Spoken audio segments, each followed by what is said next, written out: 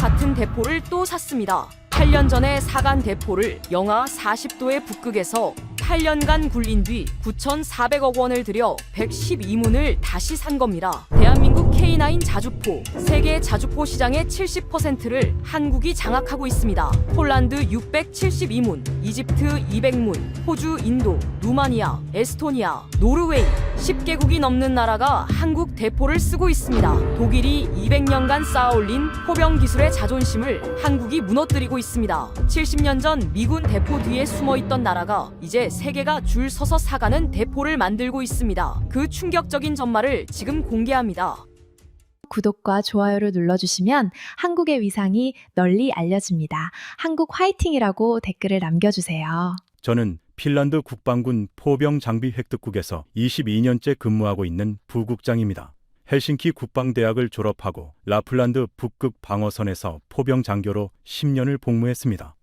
영하 40도의 눈밭에서 곡사포를 쏘는 것이 제 일이었습니다. 장갑 위에 성에가 끼고 포신에 얼음이 달라붙고 장전수의 손이 철판에 달라붙던 겨울이 매년 반복되었습니다. 핀란드 포병에게 대포는 단순한 무기가 아닙니다. 생존입니다. 핀란드의 동쪽 국경선 너머에는 러시아가 있습니다. 1340km, 유럽에서 러시아와 가장 긴 국경을 맞대고 있는 나라가 핀란드입니다. 1939년 겨울전쟁 때 소련 100만 대군의 침공을 막아낸 것도 포병이었고 지금 이 순간에도 핀란드 포병은 동쪽을 겨누고 있습니다. 대포가 안 되면 나라가 없어집니다. 그것이 핀란드 군인의 현실입니다. 포병 장교로 10년을 복무한 뒤 저는 장비 획득국으로 전출했습니다. 전장에서 대포를 쏘는 대신 전장에서 쏠 대포를 고르는 일을 맡게 된 겁니다. 어떤 의미에서는 더 무거운 책임이었습니다. 잘못된 대포를 고르면 그 대포 앞에 서는 병사들이 죽습니다. 10년간 포탄이 날아가는 쪽에 서봤기 때문에 대포 하나를 고를 때 숫자만 보지 않았습니다. 카탈로그에 적힌 사거리, 발사 속도, 장갑 두께, 그건 절반의 진실입니다. 나머지 절반은 영하 40도에서 엔진이 걸리는지, 눈 속에서 궤도가 빠지지 않는지, 장전수의 손이 동상에 걸리지 않는지, 카탈로그에는 적히지 않는 것들입니다. 한국 무기에 대해서요? 솔직하게 말씀드리겠습니다. 2017년 당시 핀란드 군 내부에서 한국 무기를 보는 시선은 호의적이지 않았습니다. 나토도 아닌 나라, 실전 경험이 검증되지 않은 나라, 유럽 방산 시장에서 이름조차 낯선 나라, 독일의 PZH-2000이나 프랑스의 카이사르가 유럽군의 표준이었고 한국 자주포는 회의실에서 거론조차 되지 않았습니다. 한국이 대포를 만든다고? 라는 반응이 지배적이었습니다. 어떤 장교는 대놓고 말했습니다. 아시아 나라가 만든 대포를 북극에서 쓴다? 농담이 아니라면 근거를 대봐라. 그런데 2017년 비교 평가에서 K9이 PZH-2000을 이겼습니다. 가격만이 아니었습니다. 극한지 성능 테스트에서 K9이 영하 30도 이하 환경에서 가동률 1위를 기록한 겁니다. 사거리 40km, 분당 최대 6발, 사격 후 40초 이내 진지 이탈, 핀란드가 요구한 모든 조건을 K9이 충족했습니다. 저는 그 테스트 결과를 직접 확인한 사람이었고 결과를 믿었습니다. 하지만 반발도 거셌습니다. 독일 측은 테스트 조건에 이의를 제기했고 핀란드 군 내부에서도 8년 뒤에 후회할 것이라는 목소리가 있었습니다. 8년이 지났습니다. 2026년 4월 핀란드 국방부는 K9 자주포 110띠문을 추가 주문했습니다. 9,400억 원. 후회는 없었습니다. 오히려 더 샀습니다. 1차 96문에 2차 112문, 합계 208문. 핀란드는 K9을 200대 이상 운용하는 세계 세 번째 나라가 되었습니다. 8년간 영하 40도의 라플란드에서 눈보라 속에서 얼어붙은 호수 위에서 K9은 단 한 번도 핀란드를 실망시키지 않았습니다. 그리고 이 결정을 내리기까지 독일 방산업계의 가장 거센 저항과 마주해야 했습니다. 그때까지만 해도 저는 몰랐습니다. 이 2차 도입이 단순한 추가 구매가 아니라 세계 포병 시장의 판도를 영구적으로 바꾸는 사건이 될 거라는 것을, 그리고 독일이 200년간 지켜온 유럽 포병의 자존심이 무너지는 소리를 직접 듣게 될 거라는 것을. 2022년 2월 24일 러시아가 우크라이나를 침공했습니다. 핀란드에서 그날을 기억하지 못하는 사람은 없습니다. 저는 헬싱키 국방부 청사에서 새벽 뉴스를 봤습니다. 러시아 전차 종대가 키이우를 향해 진격하는 영상. 그 화면 속에서 제 머릿속에 떠오른 것은 지도 하나였습니다. 핀란드와 러시아의 국경선 1340km. 우크라이나가 침공당하는 것을 보며 핀란드 국방부는 조용히 비상계획을 꺼내 들었습니다. 그날 오전 국방장관이 참모진을 소집했습니다. 회의실에 아무도 말을 하지 않았습니다. 화면에는 키이우 외곽의 연기가 피어오르고 있었습니다. 누군가가 조용히 말했습니다. 우리도 준비해야 합니다. 모두 고개를 끄덕였습니다. 그리고 2023년 4월 핀란드는 나토에 가입했습니다. 30개국 동맹의 일원이 된 겁니다. 역사적인 순간이었습니다. 동시에 더 많은 무기가 필요해진 순간이었습니다. 나토 가입은 방패가 아니라 의무이기도 했습니다. 핀란드가 동맹에 기여해야 할 전력 목표치가 새로 설정되었습니다. 핀란드 국방비는 2022년 이후 매년 빠르게 증가했습니다. 2025년에는 GDP 대비 2.4%를 넘어섰습니다. 나토 기준 2%를 상회하는 수준입니다. 가장 시급한 것은 포병 전력이었습니다. 우크라이나 전쟁에서 포병이 전쟁의 승패를 가르는 핵심이라는 것이 다시 한번 증명되었습니다. 러시아는 하루 최대 2만 발의 포탄을 쏟아부었습니다. 우크라이나 방어선을 지킨 것도 결국 포병이었습니다. 핀란드 국방부는 결론을 내렸습니다. 포병 전력을 현재의 2배로 늘린다. 1차로 도입한 K9 96문으로는 부족했습니다. 제 책상 위에 새로운 과제가 놓였습니다. 2차 자주포 도입 사업, 규모 100문 이상, 예산 최대 1조 원. 핀란드 국방 획득 역사상 단일 품목 최대 규모 중 하나였습니다. 국방부 장관이 직접 당부했습니다. 이번엔 처음보다 더 까다롭게 평가하십시오. 8년간 운영한 K9의 실적도 중요하지만 2차 도입인 만큼 경쟁을 통해 최선의 선택을 해야 합니다. 입찰에는 2개 진영이 참여했습니다. 대한민국 한화 에어로스페이스의 K9A2 그리고 독일 KMW의 PZH-2000 개량형. 세계 자주포 시장에서 K9의 최대 경쟁자이자 유럽 포병 기술의 자존심을 대표하는 두 대포가 맞붙게 된 겁니다. 평가 일정이 확정된 다음 날 독일 KMW 유럽 영업 부사장이 헬싱키를 찾아왔습니다. 요한 슈미트, 50대 후반, 짧은 은발에 잘 다림질된 감색 정장, KMW에서 25년을 일한 사람이었습니다. 독일 연방군 포병 장교 출신으로 군에서 전역한 뒤 방산 세일즈로 옮긴 경우였습니다. PZH-2000을 네덜란드, 그리스, 이탈리아에 수출하는 데 기여한 인물이었고 유럽 방산업계에서 영향력이 컸습니다. 슈미트가 제 사무실에 들어서며 말했습니다. 부국장님, 만나서 반갑습니다. 이번 평가가 공정하게 진행되리라 믿습니다. 악수하는 손이 단단했습니다. 웃고 있었지만 눈은 웃지 않았습니다. 슈미트가 자리에 앉으며 서류 봉투를 꺼냈습니다. 평가에 앞서 한 가지 배경 정보를 공유하고 싶습니다. 그가 서류를 펼쳤습니다. KMW가 자체 분석한 K9과 PZH-2000 비교 자료였습니다.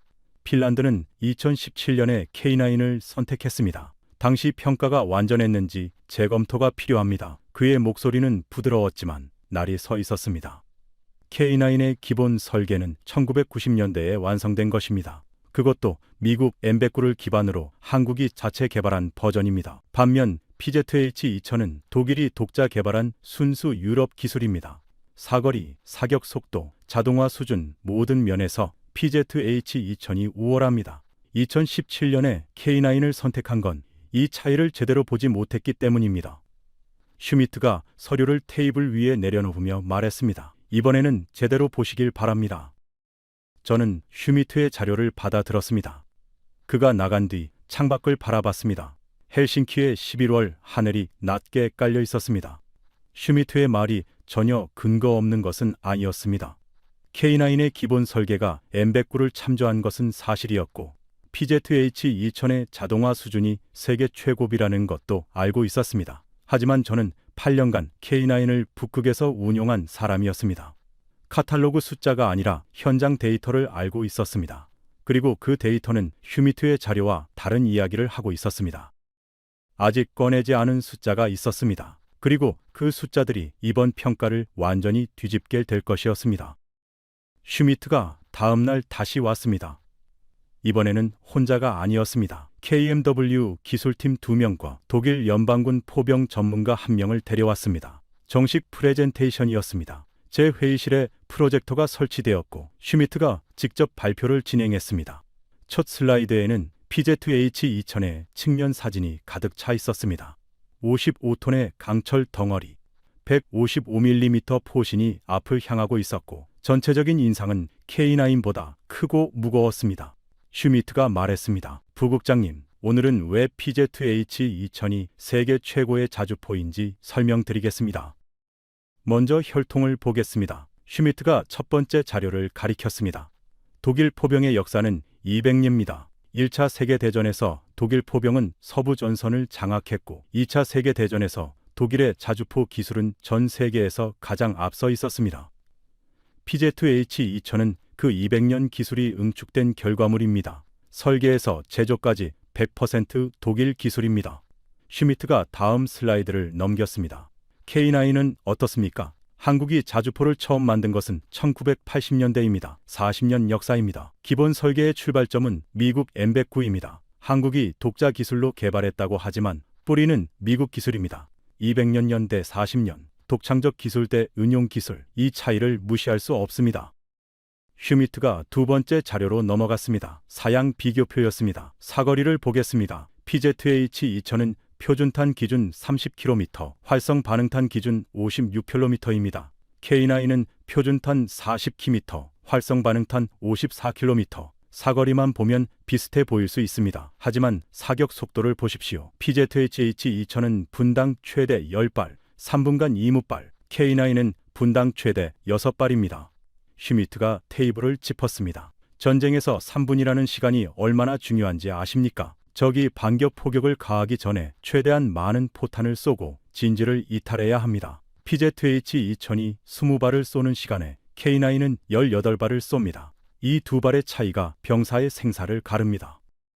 슈미트가 세 번째 슬라이드를 띄웠습니다. 자동화 시스템 비교였습니다. PZ-H2000의 자동 장전 시스템을 보겠습니다. 완전 자동 장전. 사수가 손으로 포탄을 올릴 필요가 없습니다. 포탄 공급부터 장전까지 전자동으로 이루어집니다. K9은 반자동입니다. 사수가 직접 포탄을 들어 장전대에 올려야 합니다. 슈미트가 손으로 들어 올리는 동작을 흉내냈습니다. 영하 40도에서 방탄 장갑을 낀 손으로 47kg짜리 포탄을 들어 올리는 것이 얼마나 힘든 일인지 아십니까? 장갑을 끼면 감각이 절반으로 줄어듭니다. 손가락이 굳어서 제대로 힘을 쓸 수가 없습니다. 포탄을 떨어뜨리면 적재함에서 포탄이 유동하고 최악의 경우 사고로 이어집니다. 피로 누적, 장전 속도 저하, 부상 위험, 완전 자동이냐 반자동이냐, 이것이 극한 환경에서 차이를 만들어냅니다. 슈미트의 네 번째 포인트는 나토 실전 검증이었습니다. PZ-H2000은 이미 실전에서 검증되었습니다. 아프가니스탄에서 독일 연방군이 운용했고 우크라이나 전쟁에서 독일이 지원한 PZ-H2000이 실전에 투입되어 성과를 냈습니다. K9은 어떻습니까? 슈미트가 잠시 멈췄습니다. K9이 실전에 투입된 사례가 있습니까? 직접적인 전투에서 K9이 성능을 증명한 사례를 저는 못합니다. 폴란드가 대량 구매했다고 해서 성능이 검증된 것은 아닙니다. 훈련장에서의 기록과 전장에서의 기록은 다릅니다. 슈미트가 독일 포병 전문가를 바라보며 말했습니다. 제 동료가 직접 PZ-H2000을 아프가니스탄에서 운용했습니다. 극한 환경에서의 실전 데이터입니다. K9에는 이것이 없습니다. 마지막으로 슈미트가 가격 이야기를 꺼냈습니다. 2017년 핀란드가 K9을 선택한 가장 큰 이유가 가격이었다는 것을 압니다. K9이 PZ-H2000보다 저렴했습니다. 하지만 무기를 살 때 가격만 보는 나라가 전쟁에서 이긴 적이 있습니까? 슈미트가 자리에 앉으며 말했습니다. 핀란드는 지금 나토의 일원입니다. 나토 표준 장비와의 상호 응용성이 중요합니다.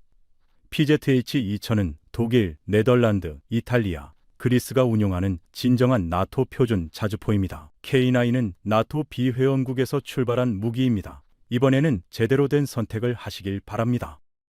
슈미트가 프레젠테이션을 마치고 악수를 건네며 말했습니다. 부국장님이 공정한 평가를 해주실 거라고 믿습니다. 그가 팀을 이끌고 회의실을 나갔습니다. 문이 닫힌 뒤 저는 화면에 남아있는 PZ-H2000의 사진을 바라봤습니다.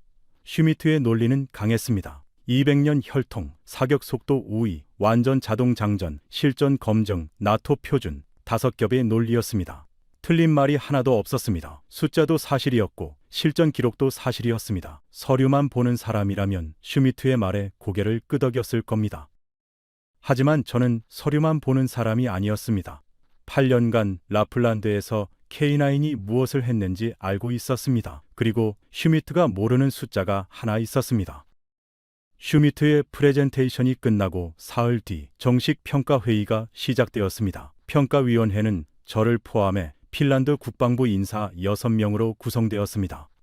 슈미트는 KMW 기술팀과 함께 발표석에 앉았고 한국 측에서는 한화 에어로스페이스의 유럽 담당 부사장 박민중과 기술팀이 참석했습니다. 그리고 제 왼편에는 핀란드 포병 학교 교장 출신의 예비역 준장 코르호넨이 앉아 있었습니다. 30년간 핀란드 포병을 이끈 사람, K9 1차 도입 당시 현장 운용 평가를 총괄했던 인물이었습니다. 그가 오늘 결정적인 데이터를 가지고 나왔습니다. 회의가 시작되자 슈미트가 먼저 발언을 요청했습니다. 평가에 앞서 한 가지 사실을 확인하고 싶습니다. 핀란드는 8년간 K9을 운용했습니다. 그 실적은 참고할 수 있지만 이번 평가의 절대적 기준이 될 수는 없습니다.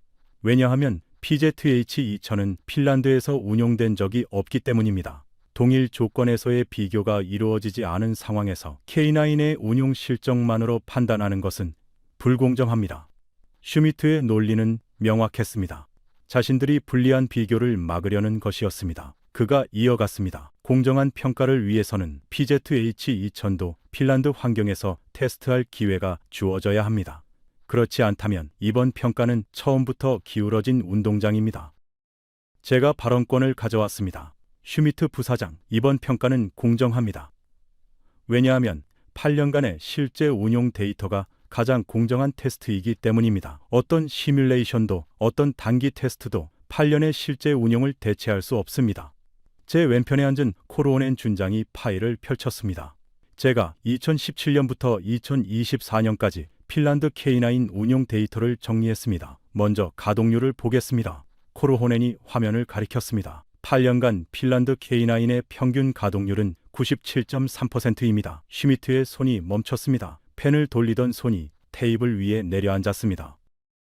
97.3센트. 코르호넨이 숫자를 천천히 반복했습니다. 핀란드 육군 장비 운용 기준에서 90% 이상이면 우수, 95% 이상이면 최우수입니다. K9은 8년 연속 최우수 등급을 유지했습니다. 특히 기온이 영하 30도 이하로 떨어지는 라플란드 혹한기 훈련에서는 가동률이 97유센트였습니다. 혹한일수록 가동률이 오히려 안정적이었습니다. 코르호넨이 두 번째 데이터를 제시했습니다. 고장 유형을 분석했습니다. 8년간 보고된 주요 고장 건수는 총 14건입니다. 이 중 전투 임무를 불가하게 만든 고장은 3건, 나머지 11건은 임무 수행 중 자체 수리가 가능한 경미한 고장이었습니다. 96문 중 3건, 기체당 평균 고장 빈도는 8년에 0.03건입니다. 슈미트가 입을 열었습니다. 그 수치는 인상적입니다. 하지만 맥락을 봐야 합니다. 핀란드 K9 부대는 훈련 강도가 어느 수준이었습니까?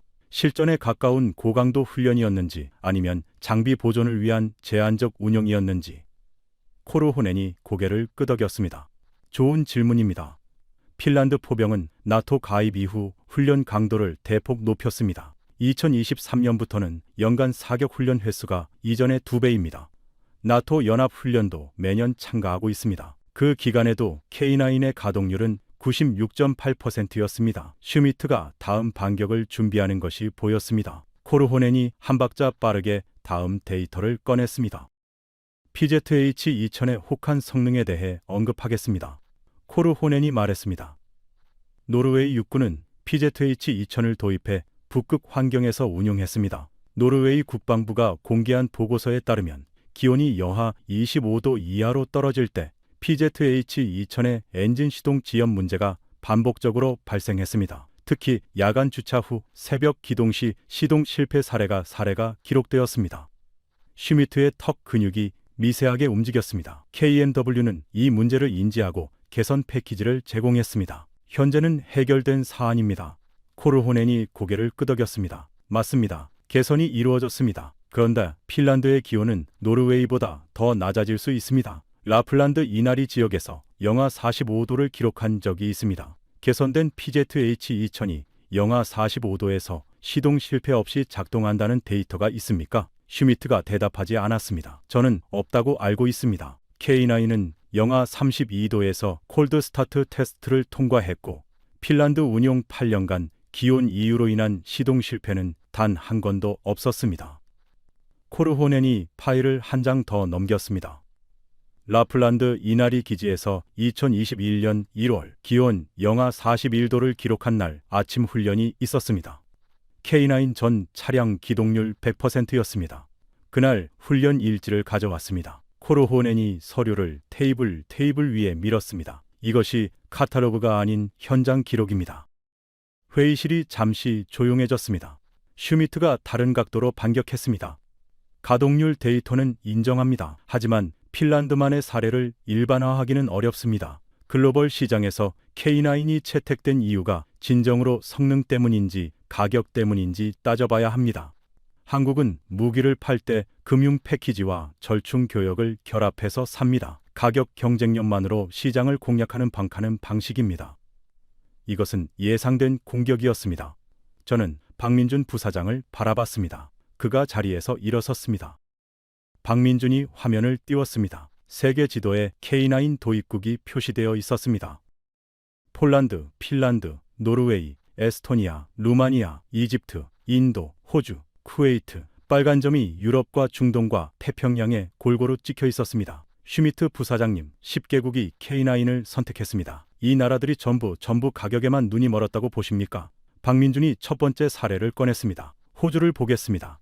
호주는 K9을 30문 도입했습니다. 호주의 방산 조달 절차는 세계에서 가장 까다롭기로 유명합니다. 호주 정부는 K9이 호주 환경 조건에서 요구 성능을 충족하는지 2년간 독립평가를 거쳤습니다. 퀴즐랜드의 고온 사막 환경, 북부 지역의 우기 진창 환경, 고산지대 기동 환경, 세 가지 극한 조건을 전부 통과했습니다. 금융 패키지나 절충 교역이 아니라 순수 성능 평가로 선정된 겁니다. 박민준이 두 번째 사례를 꺼냈습니다. 이집트를 보겠습니다. 이집트는 K9을 200문 도입했습니다. 이집트는 사막 환경에서 운용합니다.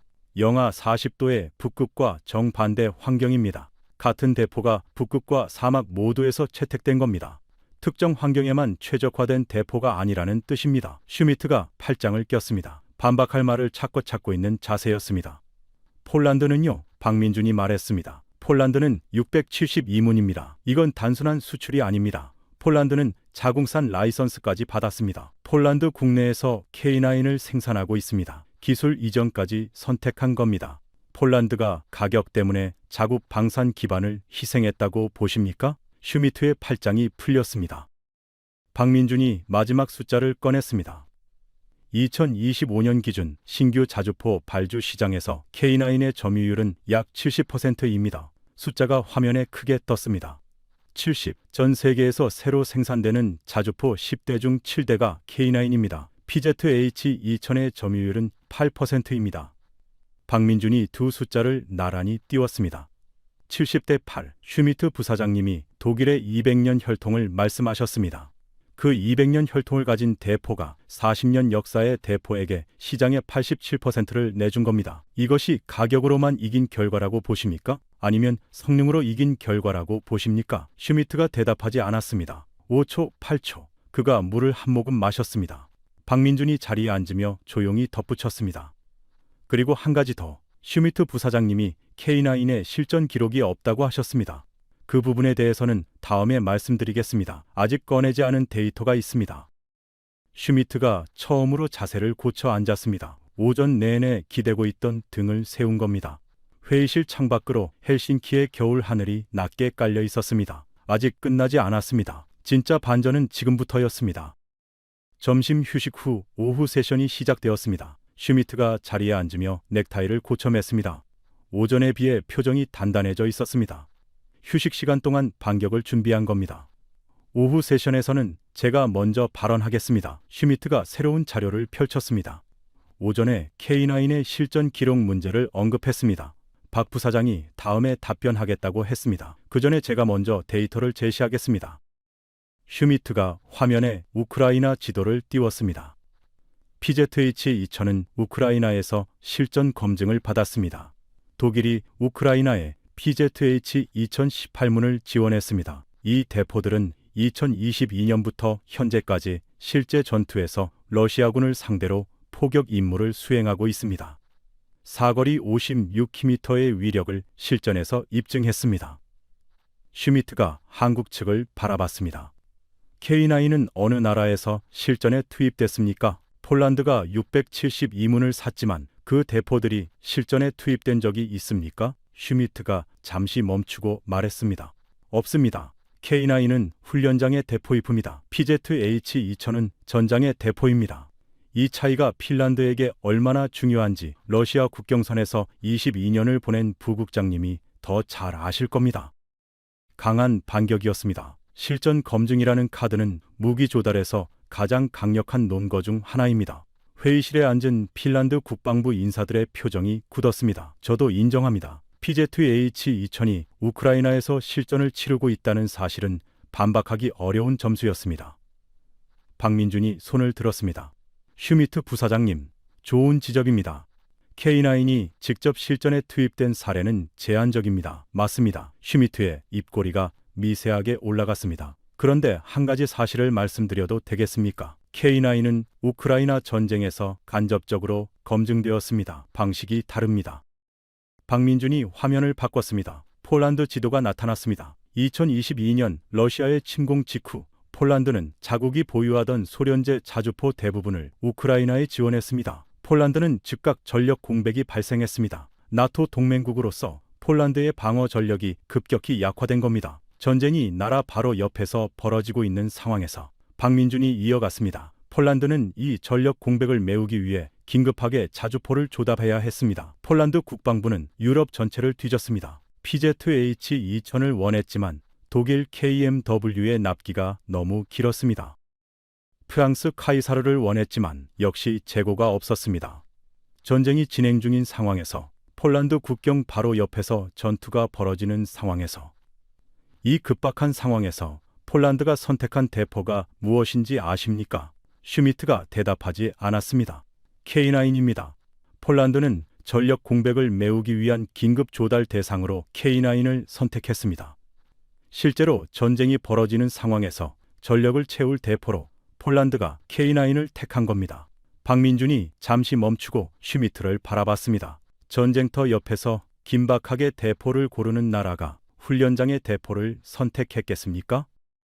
슈미트가 반격했습니다. 폴란드의 선택은 K9이 저렴하고 빨리 납품받을 수 있었기 때문입니다. 긴급 조달이라는 특수 상황입니다. 정상적인 선택 기준이 아닙니다. 박민준이 고개를 끄덕였습니다. 맞습니다. 납기 속도가 결정적이었습니다. 그런데 그것이 바로 네 번째 논점입니다. 박민준이 새로운 슬라이드를 띄웠습니다. 생산 능력 비교 차트였습니다. 납기를 이야기하겠습니다. 슈미트 부사장님, PZH-2000의 현재 신규 주문 납기가 얼마입니까? 슈미트가 잠시 망설였습니다. 현재 생산 라인 상황에 따라 다릅니다. 박민준이 말했습니다. 공식 입찰 서류에 명시된 납기를 말씀드리겠습니다. PZH-2000 신규문 기준 납기 36개월에서 48개월, 최소 3년, 최대 4년입니다. 박민준이 K9 데이터를 나란히 띄웠습니다. K9A2 신규 주문 납기는 18개월입니다. 절반입니다. 슈미트가 말했습니다. 납기가 빠르다고 좋은 대포가 아닙니다. 박민준이 고개를 끄덕였습니다. 맞습니다. 납기 하나만으로 판단할 수는 없습니다. 그런데 부국장님이 처음에 말씀하신 맥락을 기억합니까? 러시아와 1340km의 국경을 맞대고 있는 나라. 전쟁이 났을 때 3년을 기다릴 수 있습니까? 회의실이 조용해졌습니다. 저는 아무 말도 하지 않았습니다. 박민준이 대신 대답할 수 없는 질문을 던졌습니다. 핀란드 국방부 인사 중 한 명이 메모를 하기 시작했습니다. 납기 18개월 대 36개월. 이건 숫자가 아니라 국가 안보의 문제였습니다. 저는 22년 전 포병 장교로 라플란드에 처음 배치되던 날을 떠올렸습니다. 중대장이 말했습니다. 핀란드 포병의 임무는 딱 하나다. 러시아가 국경을 넘는 순간 첫 번째 포탄을 쏘는 것이다. 그 첫 번째 포탄을 쏘는 대포가 창고에 없다면, 3년째 납품을 기다리고 있다면 그게 어떤 의미인지는 말할 필요도 없었습니다. 박민준이 다음 슬라이드를 넘겼습니다. 한화 에어로스페이스 창원 공장 생산 라인 사진이었습니다. 한화 에어로스페이스의 연간 K9 생산 능력은 200문 이상입니다. 현재 폴란드, 루마니아, 호주, 이집트 등 여러 나라의 주문을 동시에 처리하면서도 납기를 지키고 있습니다. 박민준이 독일 현황을 설명했습니다. KMW는 우크라이나 전쟁 이후 유럽 각국의 PZH-2000 주문이 급증하면서 생산목 현상이 발생했습니다. 독일 연방군 내부에서도 자국 물량 확보에 어려움을 겪고 있는 상황입니다. 슈미트의 표정이 굳었습니다.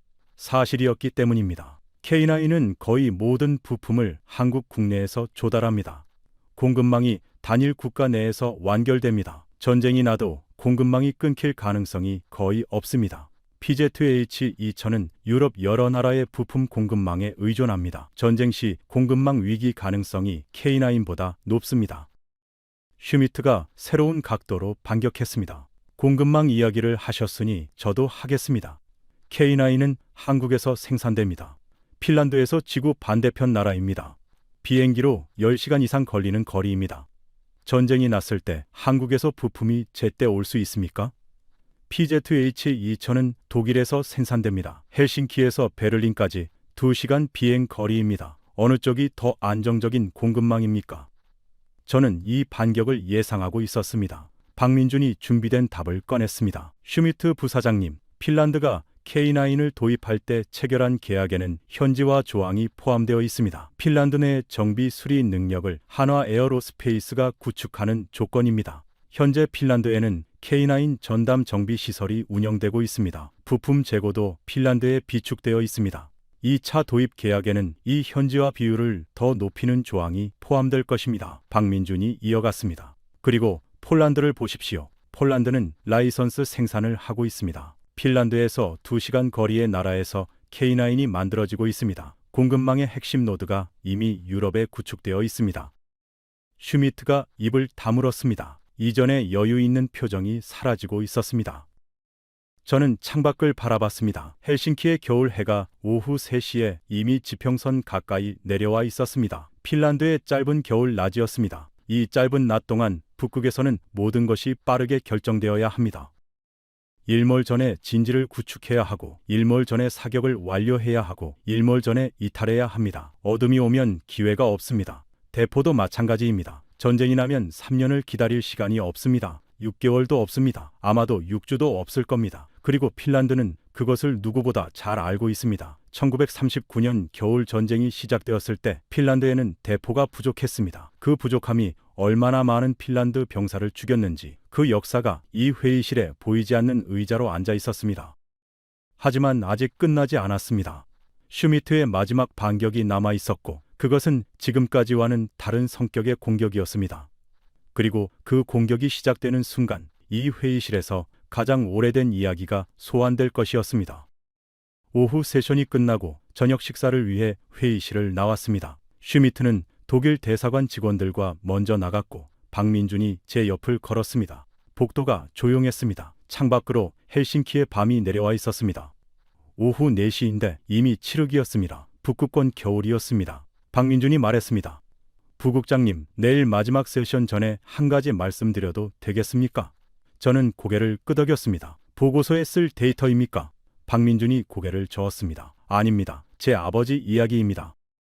박민준의 아버지는 1950년 한국 전쟁에 참전한 포병 장교였습니다. 인민군이 남침했을 때 한국군 포병은 제대로 된 자주포가 없었습니다. 미군이 지원해준 노후 N101 견인포가 전부였습니다. 포를 끌고 진지를 옮기려면 트럭이 있어야 했는데 트럭도 부족했습니다.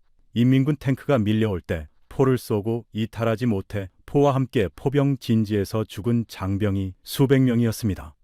포 하나를 지키려다 사람이 죽는 전쟁이었습니다. 자주포가 있었다면, 쏘고 40초 안에 이탈할 수 있는 대포가 있었다면 죽지 않았을 병사들이었습니다. 아버지는 살아 돌아오셨지만 매년 현충일마다 전우들 이름을 혼자 되뇌었다고 합니다.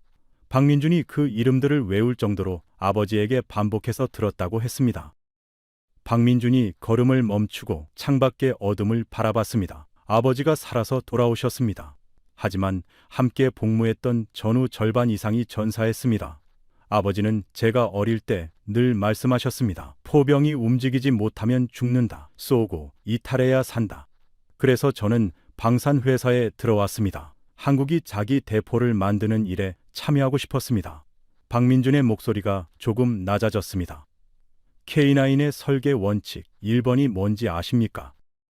사격 후 40초 이내 진지 이탈. 이 40초가 아버지 세대가 겪은 비극에서 나온 겁니다. 움직이지 못해 죽어간 포병들의 이야기에서 나온 겁니다. 저는 아무 말도 할 수 없었습니다. 22년간 포병 장교로 장비 획득 담당자로 살면서 수없이 많은 대포의 사양서를 봤습니다. 사거리, 발사 속도, 장갑 두께, 무게, 가격. 하지만 그 숫자들 뒤에 이런 이야기가 있다는 것을 생각한 적이 없었습니다. 설계 원칙 1번. 사격 후 40초 이내 이탈. 그것이 전장에서 죽어간 사람들의 유언이었다는 것을 박민준이 이어갔습니다. 핀란드도 알고 있지 않습니까? 1939년 겨울전쟁, 소련 뱅대군에 맞서 싸웠던 핀란드 포병. 대포가 부족해서, 포탄이 부족해서 죽어간 병사들. 한국과 핀란드는 그 기억을 공유하고 있습니다. 포탄이 떨어지는 쪽에 서봤던 나라들입니다. 저는 손끝이 차가워지는 것을 느꼈습니다. 복도가 서늘했습니다. 박민준이 말했습니다. K9은 그 기억에서 만들어진 대포입니다. 포탄이 떨어지는 쪽에 서봤던 나라가 다시는 그 자리에 서지 않겠다는 의지로 만든 대포입니다. 그래서 사거리가 40km이고 분당 6발이고 40초 이내 이탈입니다. 독일의 200년 포병 기술이 귀족의 기술이라면 한국의 K9은 생존자의 기술입니다. 박민준이 저를 바라봤습니다. 부국장님, 핀란드가 K9을 산 건 대포를 산 게 아닙니다. 같은 기억을 가진 나라가 만든 무기를 산 겁니다. 저는 한동안 말을 잇지 못했습니다. 복도 끝에서 슈미트의 웃음소리가 들렸습니다. 독일 대사관 직원들과 식사 장소를 이야기하는 목소리였습니다. 여유로운 목소리였습니다. 저는 박민준과 함께 반대 방향으로 걸었습니다. 헬싱키의 밤속으로. 내일 최종 결정이 나는 날이었습니다. 그리고 저는 이미 결정을 내리고 있었습니다. 그날 밤 숙소에서 천장을 바라보며 생각했습니다. 슈미트의 논리는 강했습니다. 200년 혈통, 사격 속도, 자동화, 실전 기록, 나토 표준, 하나씩 반박하기 어려운 논점들이었습니다. 하지만 대포를 고르는 것은 사양서를 비교하는 작업이 아니었습니다. 이 대포를 들고 설 병사가 누구인지, 그 병사가 어떤 땅을 지키는지, 그 땅의 역사가 무엇인지를 이해하는 작업이었습니다. 핀란드는 포탄이 떨어지는 쪽에 서봤습니다. 한국도 그랬습니다. 그 공통의 기억이 대포 하나를 통해 연결되고 있었습니다. 다음 날 아침 우리는 헬싱키에서 북쪽으로 900km 떨어진 라플란드 로바니에미 훈련장으로 이동했습니다. 최종 실사격 평가였습니다. 슈미트도 현장을 직접 보겠다고 했습니다. 헬리콥터로 2시간을 날아갔습니다. 창밖으로 핀란드의 설원이 끝없이 펼쳐졌습니다. 소나무 위에 눈이 쌓여 있고 얼어붙은 강이 흰띠처럼 대지를 가로질렀습니다. 슈미트가 창밖을 보며 말했습니다. 아름다운 나라군요. 저는 고개를 끄덕였습니다. 지키기 위해 싸운 나라입니다. 훈련장에 도착했습니다. 영하 28도였습니다. 헬기에서 내리자마자 숨이 막힐 듯한 차가운 공기가 폐 안으로 밀려왔습니다. 슈미트가 목도리를 여미며 눈을 찡그렸습니다. 평가 대상 K9A2 세문이 눈 덮인 사격 진지에 배치되어 있었습니다.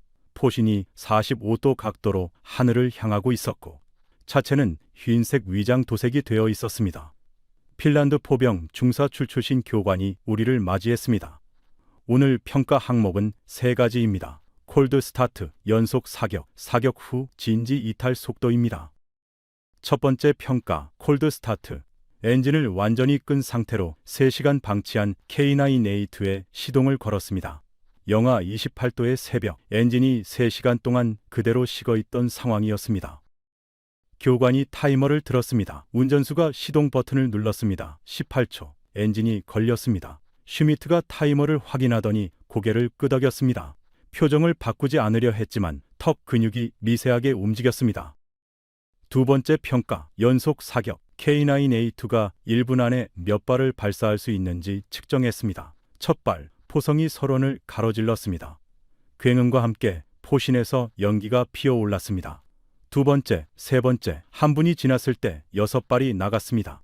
슈미트가 말했습니다. PZH-2000은 1분에 10발입니다. 교관이 고개를 끄덕였습니다. 맞습니다. 그런데 한 가지 보여드릴 것이 있습니다. 교관이 3분 사격을 지시했습니다. 3분 후 총 18발. K9A2의 3분 연속 사격 능력입니다. 자동 장전 시스템과 탄약 공급 구조를 개선한 K9A2 버전은 3분 연속 사격에서 PZH-2000과 동등한 수준을 달성합니다. 초기 1분 발사 속도는 낮지만 장시간 지속 사격에서 격차가 좁혀집니다. 슈미트가 입을 열었습니다. 그래도 초기 1분 발사 속도의 차이는 존재합니다. 교관이 고개를 끄덕였습니다. 맞습니다. 그 차이를 부정하지 않습니다. 그런데 한 가지 여쭤봐도 되겠습니까? 교관이 슈미트를 바라봤습니다. 전쟁에서 자주포가 한 진지에서 1분 이상 사격을 지속합니까? 현대전에서 자주포가 같은 위치에서 1분 이상 포격하면 적의 대포병 레이더가 역추적해서 30초 안에 반격 포격이 날아옵니다. 실제 전투에서 1분 발사 속도보다 중요한 것은 사격 후 이탈 속도입니다. 교관이 마지막 평가를 지시했습니다. 세 번째 평가. 사격 후 진지 이탈. K9A2가 3발을 연속으로 발사한 직후 타이머가 시작되었습니다. 포수가 포신을 수납하고 해치를 닫고 엔진을 최대 출력으로 높이고 진지를 이탈했습니다. 37초. 우리 모두 타이머를 봤습니다. 37초. 슈미트가 아무 말도 하지 않았습니다. 5초, 10초, 15초. 바람 소리만 서론을 가로질렀습니다. 교관이 말했습니다. K9의 설계 기준은 40초입니다. 오늘 K9A2는 37초를 기록했습니다. 영하 28도에서. 슈미트가 서론을 바라봤습니다. K9A2가 이탈한 방향으로 눈보라가 일고 있었습니다. 대포는 이미 저 멀리 숲속으로 사라져 있었습니다. 37초.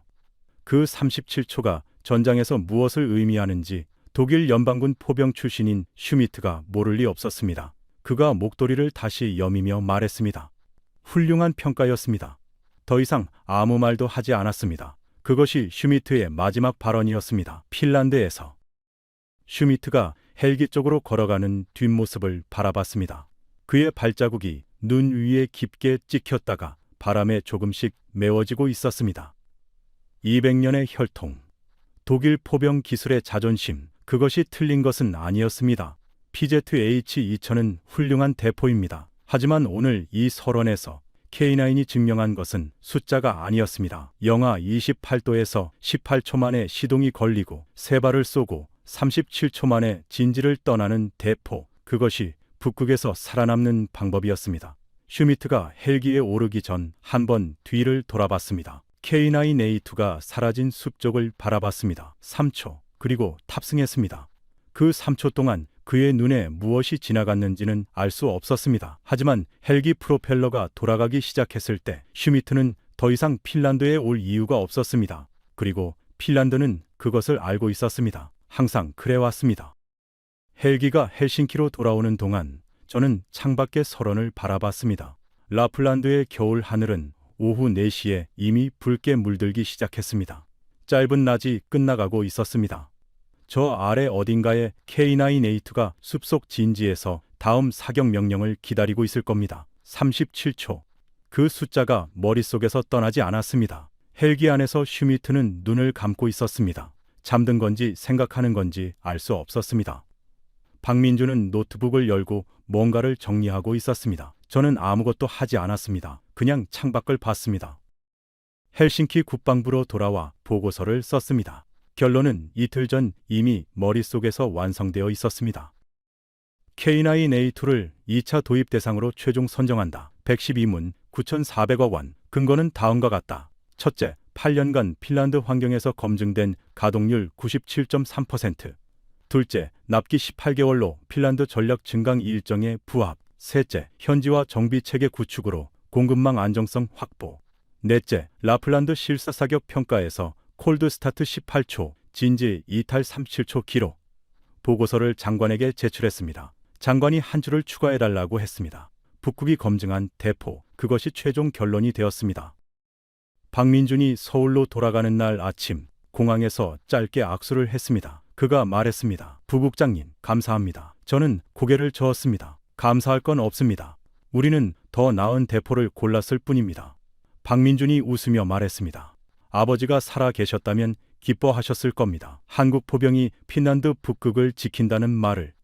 저는 그 말을 받아들이는데 한 박자가 걸렸습니다. 한국 포병이 핀란드 북극을 지킨다. 70년 전 포탄이 떨어지는 쪽에 서 있던 나라가 이제 포탄을 쏘는 쪽의 나라를 지켜주고 있습니다. 대포를 통해서 박민준의 아버지가 견인포를 끌며 살아남은 그 전쟁에서 한국은 자기 대포를 만들겠다는 다짐을 했습니다. 그 다짐이 K9이 되었고 K9이 핀란드 라플란드의 눈밭에서 37초를 기록하고 있습니다. 역사는 이렇게 이어집니다. 슈미트는 헬싱키를 떠나며 아무 말도 하지 않았습니다. 독일 대사관을 통해 공식 이의 제기가 올 수도 있다고 예상했지만 오지 않았습니다. 아마 슈미트도 알고 있었을 겁니다. 영하 28도에서 18초의 시동이 걸리고 37초의 진지를 떠나는 대포 앞에서 할 수 있는 말이 없다는 것을 200년의 혈통이 그날의 설원에서 37초 앞에 서 있었습니다. 대포의 가치는 사격장이 아니라 전장에서 결정됩니다.